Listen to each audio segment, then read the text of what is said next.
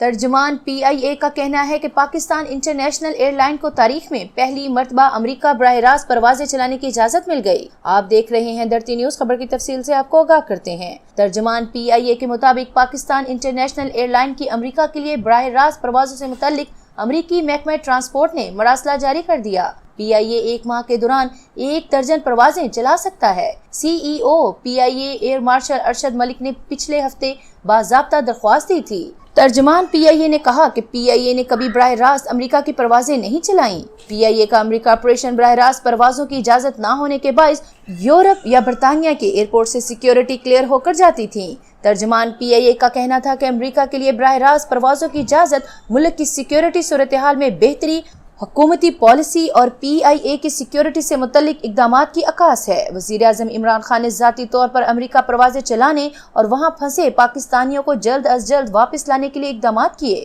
دوسری جانب سی ای او پی آئی اے ارشد ملک نے کہا ہے کہ پی آئی اے امریکہ کی ریلیف پروازیں چلائے گا، جہاں ہزاروں پاکستانی پی آئی اے کے منتظر ہیں۔ پی آئی اے ان میتوں کو بھی بلا کسی معاوضے کے واپس لے کر آئے گا جو دیار غیر میں چل بسے۔ مزید لیٹسٹ نیوز کو جاننے اور حالات سے باخبر رہنے کے لیے دیکھتے رہیے درتی نیوز، اور درتی نیوز کے چینل کو سبسکرائب کرنا بالکل نہ بھولیے گا۔